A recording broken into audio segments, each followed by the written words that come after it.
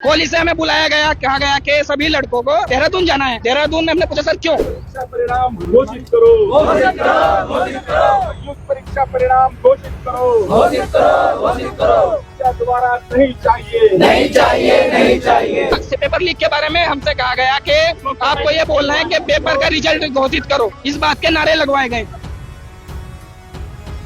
पर हमें paper leak के बारे में कोई इन्फॉर्मेशन नहीं थी।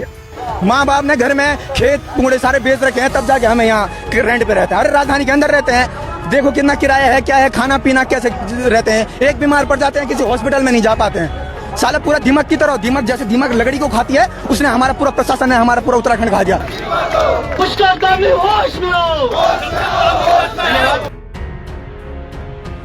उत्तराखंड में हाल ही में हुए यूके SSSC पेपर लीक मामले ने छात्रों और आम जनता के बीच गहरी नाराजगी और आक्रोश को जन्म दिया है।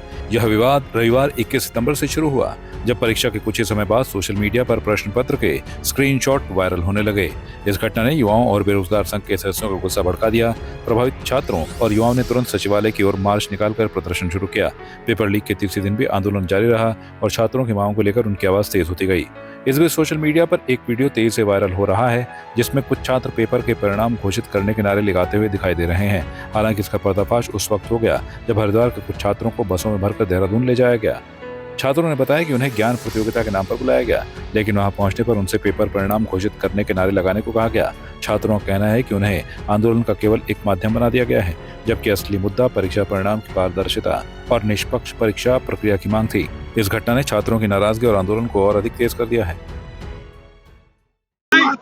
वहाँ गए तो क्या हो रहा था? वहाँ सर 2 तंबू लगे हुए थे, छोटा सा ग्राउंड था। शुरुआत से बताओ आप। सुबह से सर हम कोहली से हमें बुलाया गया, कहा गया कि सभी लड़कों को देहरादून जाना है। देहरादून में हमने पूछा सर क्यों? उन्होंने कहा गया कि सीएम सर आएंगे, थोड़ा डिस्कशन होगा और एक कंपटीशन होगा रेस का, और उसके आपको सर्टिफिकेट भी दिए जाएंगे और उसका लाभ भी होगा आपको। यह कहकर हमें भेजा गया। पहुंचे तो क्या हुआ? पेपर लीक के बारे में क्या पूछा? सर वहाँ से पेपर लीक के बारे में हमसे कहा गया कि आपको ये बोलना है कि पेपर का रिजल्ट घोषित करो। इस बात के नारे लगवाए गए, क्या नारा? पेपर का रिजल्ट घोषित करो, पेपर का रिजल्ट घोषित करो, ये नारे लगवाएंगे जी। जबकि आपने कोई पेपर नहीं दिया। पर हमें पेपर लीक के बारे में कोई इन्फॉर्मेशन नहीं थी और ना हमने पेपर लीक को लेकर कोई ऑफिशियल स्टेटमेंट दिया। हमें ये जो रॉन्ग इन्फॉर्मेशन देकर यहाँ भेजा गया, ठीक है, और हम आए सर, वही बोला घटना धरना स्थल पर। जी सर। आपके कॉलेज का मालिक का नाम क्या है? हर्ष कुमार दौलत। इस पूरे मामले के बाद उत्तराखंड स्वाभिमान मोर्चा ने एक प्रेस कॉन्फ्रेंस आयोजित कर छात्रों की मांगों और पेपर लीक मामले की पूरी जानकारी जनता तक पहुंचाई। आपको इतनी रात को परेशानी थी, उसके लिए क्षमा प्रार्थी हैं, पर मामला ऐसा था कि आप लोगों के सामने, जनता के सामने रखना जरूरी था। आप भली भांति विदित है कि आंदोलन चल रहा है, ये आंदोलन चल रहा है और इस आंदोलन में उत्तराखंड बेरोजगार संघ द्वारा इसका नेतृत्व किया जा रहा है। और आंदोलन का आज दूसरा दिन था, लगभग 50 घंटे से ज़्यादा इसको हो गया है। सुबह माननीय मुख्यमंत्री जी उत्तराखंड बेरोजगार संघ के डेलीगेशन को वार्ता के लिए बुलाते हैं। उत्तराखंड बेरोजगार संघ के जो डेलीगेशन जाता है वो अपनी मांगे रखता है, जिसमें सीबीआई जांच से लेकर पुनर्परीक्षा से लेकर और जो एक असिस्टेंट प्रोफेसर पर गलत मुकदमा हुआ था उसको वापस लेने से लेकर आयु सीमा या परीक्षा परिणाम में पारदर्शिता को लेकर ये तमाम मांगे थी। पर मुख्यमंत्री जी को शायद वो मांगे रास नहीं आई। इसके बाद होता है षड्यंत्र। इसके बाद क्या षड्यंत्र होता है? इसके बाद मुख्यमंत्री जी षड्यंत्र रचते हैं। वो कहते हैं कि इनकी भारी भरकम मांगों को कौन मानेगा, सीबीआई जांच हम क्यों अपने पैरों में कुल्हाड़ी माने, ये उनकी मानसिकता है।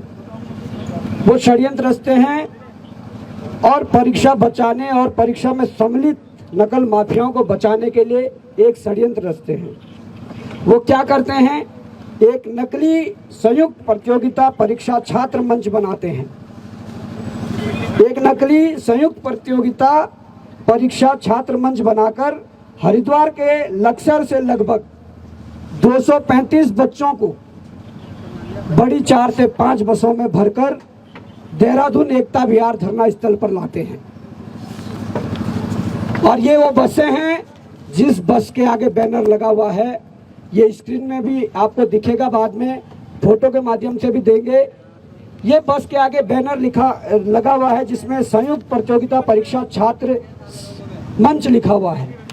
और ऐसी 5-6 बसें होती है जिसमें लगभग 235 बच्चों को लक्सर से देहरादून एकता विहार धरना स्थल पर लाया जाता है और वहां नारेबाजी की जाती है। वहां नारेबाजी की जाती है कि परीक्षा परिणाम घोषित करो। वहां ये नारेबाजी की जाती है कि परीक्षा परिणाम घोषित करो। और नारेबाजी करने वाले कौन लोग होते हैं? बीए, बीएससी, बीकॉम के फर्स्ट और सेकंड सेमेस्टर वाले छात्र। और ये परीक्षा कौन सी थी? Graduate level. ग्रेजुएट लेवल की ये परीक्षा थी जिसकी वो परीक्षा परिणाम की मांग करते हैं। जब हमें भनक लगती है, जब हमें सूचना मिलती है कि एकता विहार में भारी भरकम पुलिस बल पहुंचा हुआ है और वहां पर कुछ छात्र पहुंचे हुए हैं जो परीक्षा परिणाम घोषित करने की मांग कर रहे हैं, और मुझे लगता है कि सलाहकार चेंज करने पड़ेंगे मुख्यमंत्री जी को। वो जो सारे युवा आए थे 235 बच्चे, वो सारे ड्रेस में थे, वो टाई पहनकर आए थे क्योंकि वो किसी कॉलेज से उठाए गए थे। और वो सारे बच्चे फर्स्ट और सेकंड सेम के बच्चे थे। जब हमें भनक लगी तो इसी जगह से हमने अपनी टीम को एकता विहार भेजा, और जैसे ही हमारी टीम वहां एंटर होती है, उन्हें भनक लगती है, उनको जल्दी जल्दी बसों में भरा जाता है और बसों को फिर हरिद्वार की तरफ दौड़ाया जाता है।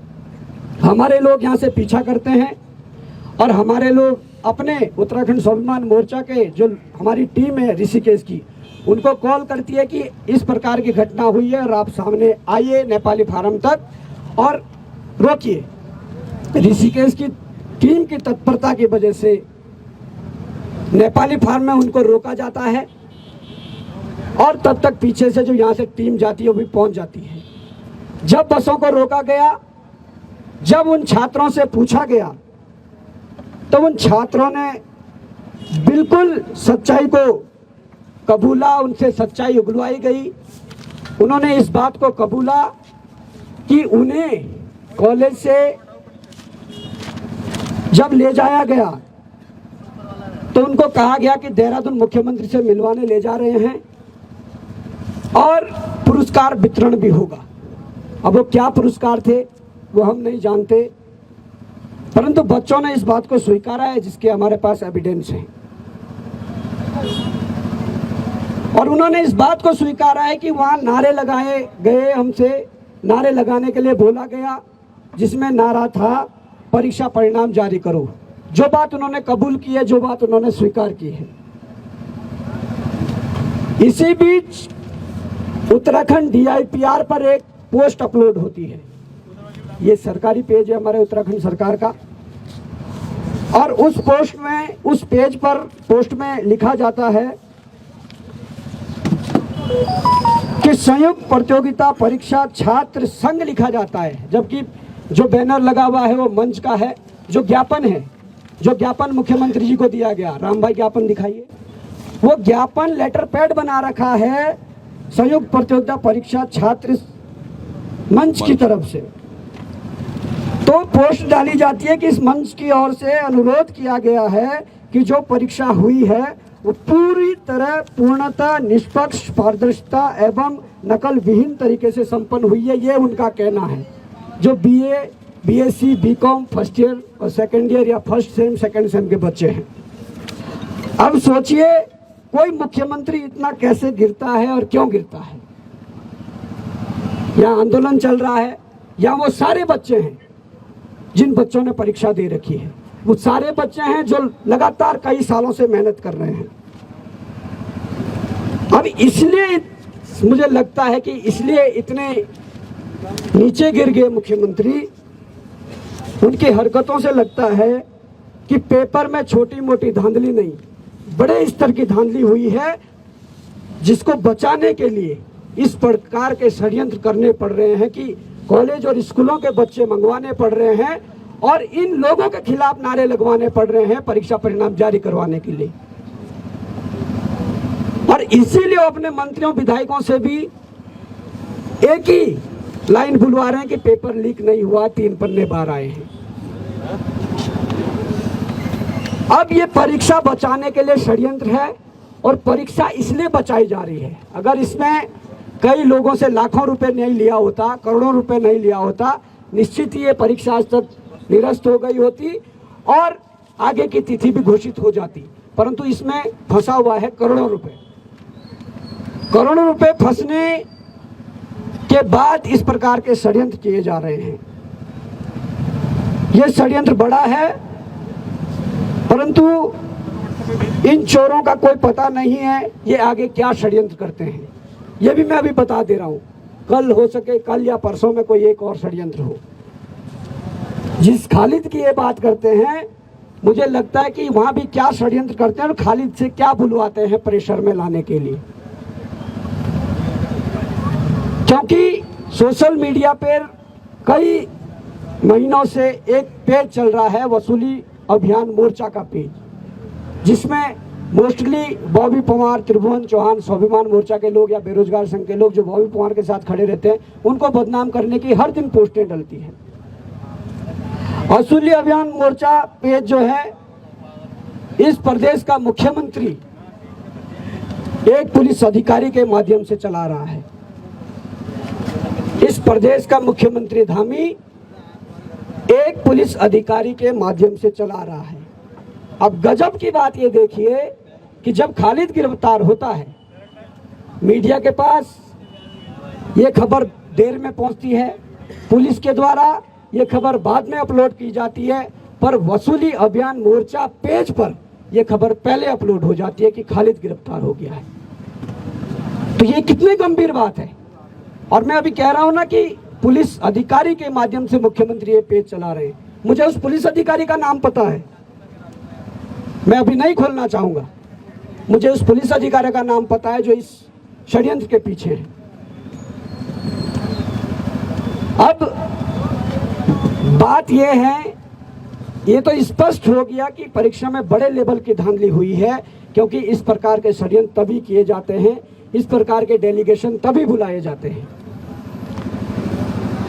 अब कुछ इसके अलावा जब यह घटना कल हुई तो हरिद्वार में भी हलचल हुई। इसकी समीकरण कल बन गई थी शाम को। हरिद्वार में भी हलचल हुई और हरिद्वार से भी कुछ प्रेस नोट जारी हुए जो वहां के कुछ संगठनों के द्वारा किए गए। और मैं चाहता हूं कि त्रिभुवन भाई उसको बताएं कि हरिद्वार से जो प्रेस नोट जारी हुए इसमें क्या क्या चीजें हैं। ये प्रेस नोट, पहले तो बहुत बहुत धन्यवाद प्रेस के सभी साथियों का। प्रेस नोट में लिखा गया है साफ साफ, आप ध्यान से सुनिएगा क्योंकि ये संलिप्तता भारतीय जनता पार्टी की कैसे है वो स्पष्ट होता है इसमें। बच्चों की जान से खिलवाड़, जिम्मेदार अधिकारी कटघरे में। हर्ष विद्या डिग्री इंटर कॉलेज लक्सर के बच्चों को 4 बजे सुबह जबरन देहरादून सीएम प्रोग्राम में भेजा गया। बसों में ठूस ठूस कर बिठाया गया, पैकेट भोजन बांटकर प्रलोभन दिया गया, फ्लेक्स लगाकर राजनीतिक प्रचार किया गया। इसके कुछ हम आपको एविडेंस भी दिखाएंगे। इसमें जिला पूर्ति अधिकारी हरिद्वार श्री तेजपाल सिंह, उनका नाम आया है, जिन्होंने ये खाने के पैकेट्स के ऑर्डर दिए हैं। और 400 पैकेट के ऑर्डर दिए गए कल, और 400 पैकेट वो एक प्राइवेट गाड़ी में भरे गए जिनको देहरादून के लिए रवाना किया गया। ये मान के चलिए 235 बच्चे तो देहरादून हरिद्वार से आए हैं, बाकी के बच्चे यहीं के इलाके के हैं। वो आप वीडियो में भी अभी देखेंगे कि वो कौन कौन है और कौन कौन अधिकारी उसमें भी बयान दे रहे हैं। इसमें एक महत्वपूर्ण पदाधिकारी है इनके, ताजा चयनित ब्लॉक प्रमुख हर्ष कुमार दौलत, और ये वही है जिनका ये स्कूल है, यह कॉलेज है। इनके कॉलेज के ही ये छात्र हैं जो फर्स्ट ईयर, सेकेंड ईयर या फर्स्ट सेमेस्टर, सेकंड सेमेस्टर के बच्चे हैं जिनको लाया गया। ये पुख्ता भी अभी बच्चे आपके सामने वो वीडियो में करेंगे। तथा ग्राम विकास अधिकारी रामपाल की सीधी भूमिका उजागर हुई है। यह कृत्य न केवल बाल संरक्षण अधिनियम व भारतीय दंड संहिता का उल्लंघन है, बल्कि बच्चों की सुरक्षा के गंभीर खिलवाड़ है। अब ये संगठन कुछ मांगे कर रहा है कि दोषी अधिकारियों पर तत्काल निलंबन व कानूनी कार्रवाई की जाए। भविष्य में बच्चों को किसी भी राजनीतिक कार्यक्रम में शामिल करने पर पूर्ण प्रतिबंध लगा दिया जाए। स्वतंत्र जांच एवं बाल आयोग की निगरानी में ये कार्यक्रम किए जाएं। अब देखिए, इन्होंने थोड़ा डिटेल से भी इसको लिखा है कि क्या एग्जैक्टली क्या कुछ हुआ है। ये बच्चों की जान के खिलवाड़ एवं पद के दुरुपयोग पर माननीय मुख्यमंत्री जी के कार्यक्रम में देहरादून को प्रस्थान है तो हर्ष विद्या डिग्री इंटर कॉलेज लक्सर के नाबालिग विद्यार्थियों को जबरन प्रोग्राम में सम्मिलित किए जाने का अत्यंत गंभीर प्रकरण संज्ञान में आया है। इसमें ब्लॉक प्रमुख हर्ष कुमार दौलत, ये भारतीय जनता पार्टी से हैं, ग्राम विकास अधिकारी रामपाल तथा जिला पूर्ति अधिकारी हरिद्वार श्री तेजपाल सिंह एवं क्षेत्रीय खाद्य अधिकारी पूर्ति निरीक्षक लक्सर की प्रत्यक्ष भूमिका पाई गई है। सुबह 4 बजे विद्यार्थियों को बिना उचित सुरक्षा प्रबंध एवं अभिभावकों की अनुमति के देहरादून रवाना किया गया। उक्त प्रकरण में बच्चों की जान को जोखिम में डालते हुए उन्हें राजनीतिक कार्यक्रम का साधन बनाया गया, जो बाल संरक्षण अधिनियम के 2005 भारतीय दंड संहिता की धारा 336, 337, 120B एवं अन्य लागू प्रावधानों के स्पष्ट उल्लंघन है। ये इसमें और भी है, वो मैटर आपको दिख जाएगा अभी। पर समझने वाली बात यह है कि ये तमाम तंत्र का इस्तेमाल करते हैं। सोचिएगा, जब हमारे यहाँ से पहला जो टीम गई थी, इनके पीछे जब पहली बार कोशिश की गई इनको रोकने की, तो ये लोग भागे और जॉली ग्रांड, ये कौन सा चौक है, मोहकमपुर फ्लाईओवर के पास पहले इनको रोका गया। सोचिएगा, हमारा प्लान ये था कि वहीं पर पड़ताल की जाए, लेकिन पुलिस की मदद से उन गाड़ियों को वहां से आगे भेजा गया। गाइस आराम से थोड़ा देख के, पुलिस की मदद से उनको वहां से आगे भेजा गया उन गाड़ियों को, और उसके बाद इनको संज्ञान में नहीं था। लेकिन ये तंत्र देखिएगा, पुलिस का भी इस्तेमाल हो रहा है, खाद्य पूर्ति अफसर का इस्तेमाल हो रहा है, और इन तमाम लोगों को ये बोला गया है कि भैया आप लोग 400 पैकेट आपको खाने के देने हैं गाड़ी में। तो ये तमाम चीजें हैं, ये एक ही तरफ इंगित करते हैं, इशारा। ये किसी भी तरीके से उन युवाओं को ओरिजिनल बताने का प्रयास किया जा रहा था, और वो वीडियो में भी आप देखेंगे, और इसमें 2-3 अधिकारियों के भी बयान है जो आपको और स्पष्ट करेंगे। धन्यवाद। अभी हम तो 1-2 सवाल भी ले लो यार जी। खबर आई है कि हरिद्वार में कुछ एग्जाम सेंटर में जो है जैमर खराब थे या वहाँ पे लगाए नहीं गए। देखिए, ये खबर सच्ची है। जिस सेंटर से वो एक स्क्रीनशॉट जो बाहर आए 3 पन्ने, उसके अलावा अधिकतर सेंटर ऐसे थे जहां 4G जो जैमर है उसका यूज किया गया, जबकि आजकल हर एक क्षेत्र में 5G नेटवर्क चलता है जो कि 4G जैमर उससे रोकने में सक्षम है। और इस प्रकार की गतिविधि अगर एक सेंटर में हुई है तो कई सेंटरों में वो हो सकती है। खाली जी की गिरफ्तारी हो गई है, उसके बाद भी अब जो मास्टरमाइंड बोला जा रहा है पुलिस की तरफ से, उसकी गिरफ्तारी होगी और उनकी गिरफ्तारी और सुनिश्चित होनी है। देखिए, अगर खालिद जी की गिरफ्तारी हुई है और पुलिस मास्टरमाइंड किसी औरों को बता रही है, तो स्पष्ट हो गया कि बड़े लेवल पर पेपर की खरीद फरोख्त हुई है, बड़े लेवल पर पेपर बिका गया है, बड़े लेवल पर धांधली हुई है। तो इस बात को स्वीकार कर लेना चाहिए। पर मुझे ऐसा लगता है कि जो मुख्यमंत्री जी चाहते हैं कि फर्जी बच्चे बनाकर, फर्जी अभ्यर्थी बनाकर अगर लक्सर से 235 बच्चों को भरकर लाओगे, उनसे नारेबाजी कराओगे, तो क्या सच्चाई सामने नहीं आएगी? मीडिया मैनेजमेंट एक हद तक कर सकते हो, पर हमारे खुफिया तंत्र को नहीं तोड़ सकते हैं। हमें तो दिन में ही खबर लग गई थी कि हरिद्वार में इस प्रकार की चीजें, पर मैंने दिन में सोचा कि मुख्यमंत्री से मिलने आ रहे हैं और फोटो खिंचवा के मोदी जी को भेजना चाह रहे होंगे। पर यह भनक तो मुझे बाद में लगी जब एकता विहार पहुंचे कि इस प्रकार का इनका कार्यक्रम है। हमारा भी तंत्र है, ठीक है, ईश्वर की कृपा से सारे पता लग जाता है, परंतु इस प्रकार की जो कार्रवाई है मुख्यमंत्री के द्वारा, ये सीधे सीधे इंगित करती है कि बड़े स्तर पर पेपर की खरीद फरोख्त हुई है, बड़े स्तर पर पैसा लिया गया है। उन लोगों को बचाने के लिए, उस पैसे को बचाने के लिए इस प्रकार के प्रपंच रचे जा रहे हैं। अच्छा, आगे क्या रणनीति रहेगी? देखिए, साफ रणनीति है। मुख्यमंत्री यहाँ पर नंगे हो गए हैं, उनकी पोल खुल गई है। अब भी अगर उनके पास कुछ बोलने के लिए बचता है, सारे स्क्रीनशॉट है, सारे एविडेंस है, वो चश्मदीद गवाह उनके जो बच्चे हैं जो आए थे उनके बयान हैं, जिन्होंने कहा कि हमें ज़बरदस्ती लाया गया, ठग कर लाया गया और हमसे नारेबाजी करवाई गई कि परीक्षा परिणाम जारी करो। तो ये क्या था? ये सीधा सीधा कहीं ना कहीं ये उन माफियाओं को बचाने का रास्ता है जिन माफियाओं के लिए इतने युवा सड़कों पर लड़ रहे हैं। इसके अलावा कोई किसी का सवाल? सर, आपको लगता है कि देहरादून जिले में पेपर लीक हुआ कि अन्य जिलों में पेपर लीक हुआ है? देखिए, जिस प्रकार की ये चीज़ें सामने आई है और जो बचाने के लिए जो परपंच रचे जा रहे हैं, इससे ये साबित होता है केवल यही पेपर नहीं, ये नकल रोधी कानून तो इसका इनका ढकोसला था, ये तो एक दिखावा था। लगातार पेपर लीक हो रहे हैं, सब पेपर सेट हो रहे हैं, सब में पैसे लिए जा रहे हैं। और अगर वो लोग सामने आना चाहेंगे, जिन्होंने हमारे पास बोला है कुछ बच्चों ने कि उन्हें मुख्यमंत्री आवास से तक 15 लाख के ऊपर आए थे परीक्षा के लिए, अगर वो सामने आना चाहेंगे तो जरूर 1-2 दिन में वो भी सामने आएंगे। अगर नहीं आना चाहेंगे तो हमें किसी माध्यम से कुछ ऐसे एविडेंस दें, हम जनता के सम्मुख रखेंगे, मीडिया के सम्मुख रखेंगे, क्योंकि लोगों को ये डरा रहे हैं, लोगों को गलत फंसा रहे हैं। तो ये इसके बाद क्या आप इसी तरीके से धरना प्रदर्शन करोगे, न्यायालय का रुख भी करोगे? देखिए, न्यायालय का रुख भी होगा, लोकतांत्रिक तरीके से आंदोलन भी होगा और युवाओं को अब आह्वान भी होगा कि जो युवा ये सोचकर बैठा था कि एक आध सीट बिक गई होगी या पेपर कैंसिल होगा तो उनका नंबर आ जाएगा, अब उन युवाओं को जागने की जरूरत है, उनके अभिभावकों को जागने की जरूरत है कि ये पेपर छोटे स्तर पर नहीं बड़े स्तर पर बिका गया है। अगर इसके लिए इतना बड़ा मैनेजमेंट किया जा रहा है, फर्स्ट सेम और सेकंड सेम के बच्चों को लाकर नारेबाजी की जा रही है रिजल्ट निकालने के लिए, तो आप समझो कि कितना बड़ा स्तर का इसमें करोड़ों रुपए का घोटाला हुआ होगा। अच्छा, ये जो अभी जो घटनाक्रम हुआ है, ताजा घटनाक्रम, तो इसके संदर्भ में कल क्या रणनीति है आपकी? देखिए, कल साफ रणनीति है, आज यही सो रहे हैं, कल भी यही सोए थे और कल नया सवेरा है।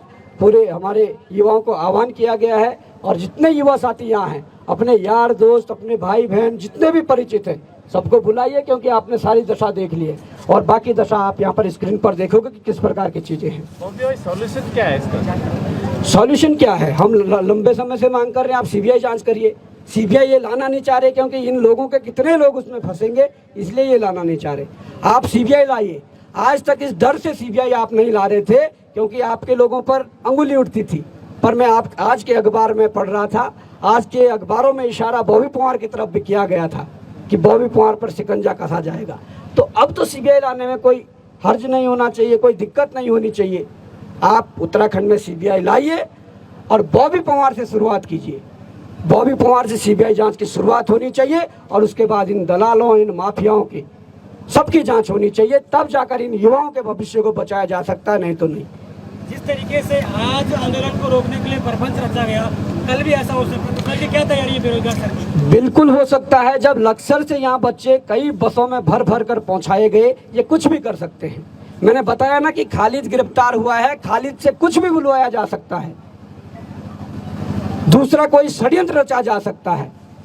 ये लोग नंगे हो चुके हैं, इनका इंटेलिजेंस नंगा हो चुका है, मुख्यमंत्री नंगे हो चुके हैं, इनके लोग नंगे हो चुके हैं। जिस प्रकार से हमारी टीम इनके पीछा करने गई, जिन्होंने ये पूरा रिकॉर्ड करके लाया बच्चों के जो बयान थे, जिस प्रकार से पुलिस प्रशासन के द्वारा हमारे लोगों को गिरफ्तार करने की कोशिश की गई, उनको परेशान करने की कोशिश की गई और पुलिस सुरक्षा में उन बसों को निकलवाया गया, इससे साफ साबित होता है कि ये वर्दी में भाजपा का काम कर रहे हैं। ये पट्टा नहीं डाला हुआ, बस भाजपा का काम कर रहे हैं वर्दी में। कल की क्या तैयारी है बेरोजगार संघ की? कल की तैयारी है, बड़ी मात्रा में युवा आएंगे और अपने आंदोलन को अंजाम तक पहुंचाएंगे। देखिए, एक और चीज़ है इसमें, थोड़ा मैं ऐड करना चाहूँगा प्लीज़। जैसे कि आप सबको मैं एक थोड़ा सा क्वेश्चन भी है, समझिएगा। मुझे नहीं लगता कोई बेरोजगार युवा आज तक धामी जी से डायरेक्ट फ़ोन पर बात कर पाया हो या किसी भी माध्यम से, ओएसडी या किसी भी अन्य के। आज जब बेरोजगार संघ की डेलीगेशन मुख्यमंत्री धामी से मिलने गई तो उन्होंने, जो अध्यक्ष हैं बेरोजगार संघ के, उनसे एक बात कही थी। वो क्या बात थी राम जी, आप बताएंगे जरा? देखिए, बात यही थी, उन्होंने कहा है कि इस परीक्षा को एक तरह से दोबारा ना कराने को लेकर कई जो छात्र हैं उनको जो है डायरेक्ट कॉल किया जा रहा है मुख्यमंत्री पुष्कर सिंह धामी को। तो मुख्यमंत्री धामी जी को डायरेक्ट फोन किया जा रहा है उन बच्चों के द्वारा 1905 पे तो कॉल मिलता नहीं है जिन्होंने बॉस। 15 लाख दिए हैं, ठीक साफ है। सीधी बात है। बिल्कुल। दूसरा, निराधार और गलत तथ्य प्रस्तुत करने वालों पर नकल रोधी कानून अप्लाई होता है। सो मुझे लगता है इसकी शुरुआत यकीनन DIPR और इनके जो तमाम पेजेस हैं जो वसूली अभियान मोर्चा भी चला रहे हैं, वही धाकड़ धामी का पेज भी चला रहे हैं, इन पर भी ये बराबर कानूनी कार्रवाई होनी चाहिए। आप थोड़ा वीडियोस अब देखेंगे वन बाय वन। बहुत बहुत धन्यवाद आप सबको। गाइस प्लीज नीचे बैठ जाओ भाई, नीचे बैठ जाओ। आराम से बैठ जाइएगा। आराम से सुन लीजिएगा पहले। कोई भी शोर नहीं मचाएगा और सीटी नहीं बजाएगा प्लीज। इत्मीनान से देखिएगा प्लीज। साउंड खोल दीजिएगा स्क्रीन का। कोई भी आवाज नहीं करेगा प्लीज।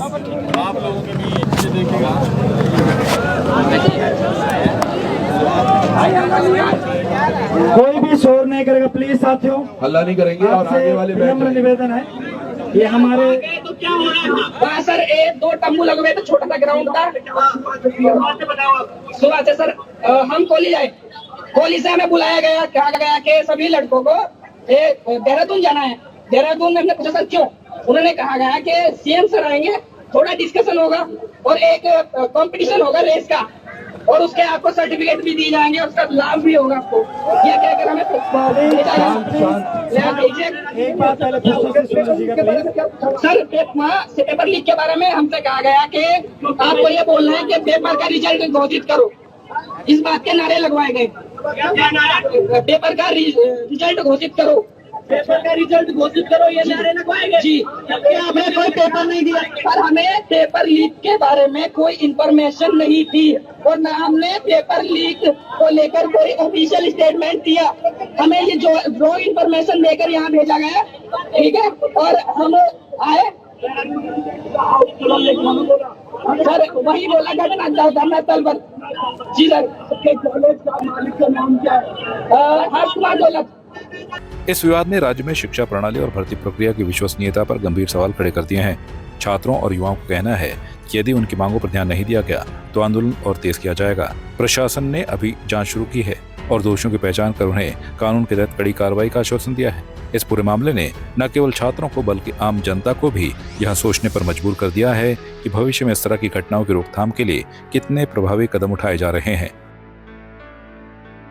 डेस्क रिपोर्ट संवाद 365। आपकी इस पर क्या राय है, हमें कमेंट कर जरूर बताएं। इसके साथ ही आप हमारे YouTube चैनल को सब्सक्राइब कीजिए। आप हमें Facebook, Instagram, Twitter पर फॉलो भी कर सकते हैं और संवाद 365 के साथ एक क्लिक में जुड़ने के लिए डाउनलोड कीजिए संवाद 365 ऐप।